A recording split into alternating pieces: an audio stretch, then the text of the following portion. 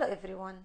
Today we will learn how to graph functions, and we are starting with the quadratic function. Now it will be really helpful if you can recall the shape of the parent function x squared. It's a parabola shape where we have a vertex in here. We need to find that vertex. So one of the ways of graphing is by finding the vertex, which is by using the formula a, b, x minus h squared plus k. So in this case, h and k are 2 and 1. Then you can easily create a table for x and fx, making sure that the vertex should be in the middle, and then you can take points to the right and to the left. So 3 and 4, 1 and 0. Try to substitute it in the function up, and you are going to get 4 and 4, 13 and 13. Now you could draw, so you go to 2 and 1, 1 and 4, 3 and 4, 0 and 13, and 4 and 13 somewhere up. And then you match between them.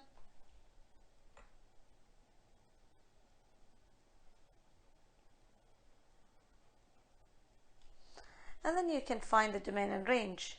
So the domain and range here, the domain will be all real numbers, where the range is going to be 1 to infinity. Let's move on to the next question. A square root function. And by looking at the square root, we are going to follow the same step we have done there, recalling the equation a square root b x minus h plus k. Well, I could tell what is k because it's plus 0, so k is 0. And h, we need to kind of arrange this equation, negative x plus 2.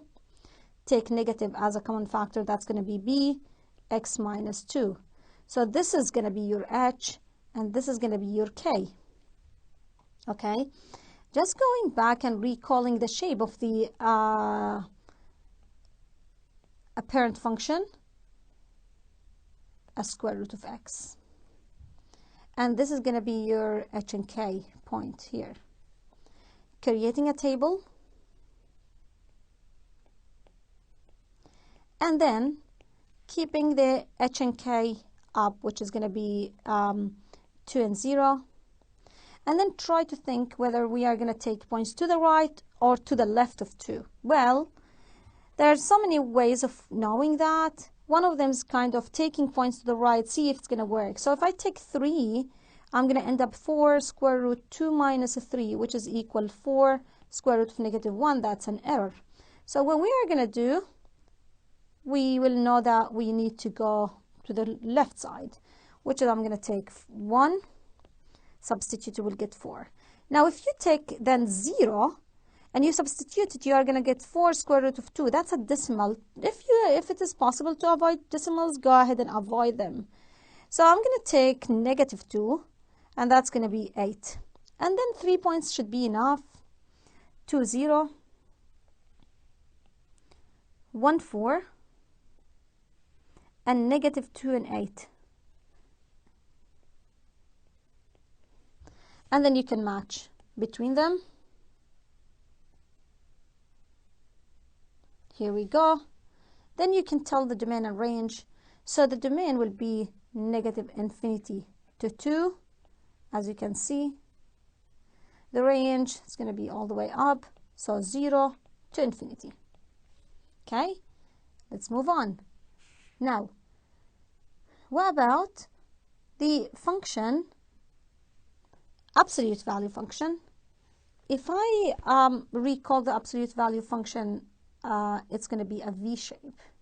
Okay, now by recalling again the equation a, b, x minus h plus k, we can tell that this is h and k.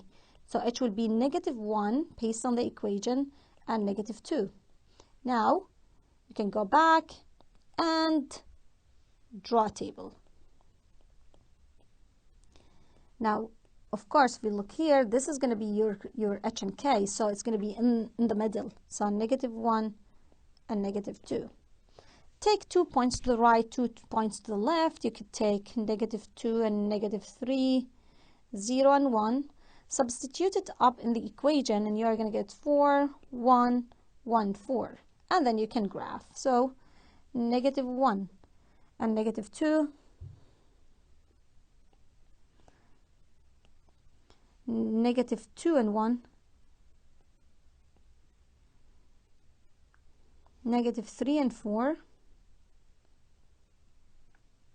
0, 1, and 1 and 4.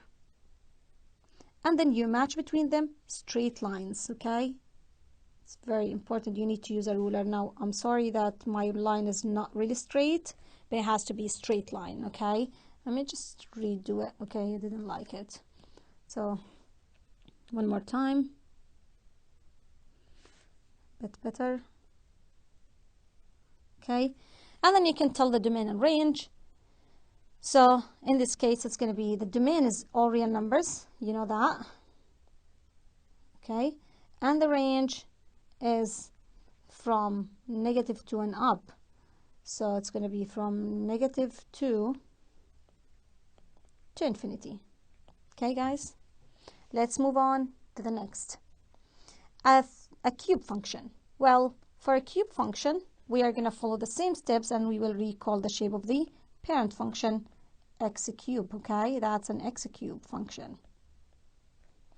And by knowing the formula, we know that the h and k will be -1 and -1, where this is going to be your h and k. So we'll create a table, okay, making sure that h and k will be in the middle, okay, so -1 and -1, taking points to the right and points to the left. Substitute it in the equation, so you are going to get 0, 7, -2, and -9. And then go ahead and draw it. So -1 and -1, -2 and 0, -3 and 7, 0 and -2, and 1 and -9. And time to match. Just be careful when you match a third root, a cubic function. Here we go. Domain is all real numbers, and same with the range. Okay, last question, a third root function. Again, let's recall the parent function. A third root, it's going to look like something like that. Okay, third root of x, h and k, 1 and 3, and create a table, okay? We're doing the exact same thing. Okay, take the vertex of the middle. It's going to be here. That's the vertex. Points to the right and left. So first point I'm going to take to the left side, 0, and that's going to give me 2.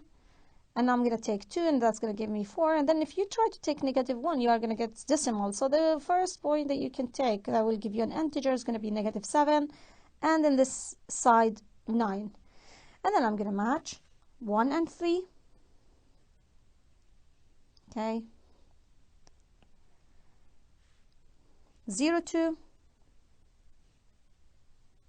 -7 and 1, 2 and 4.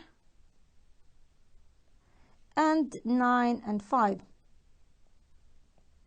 And now you can match. Okay, and again, you need just to be a bit careful when you match here. Okay, there we go. And domain and range are all real numbers. Okay. Thank you guys for watching. See you next time.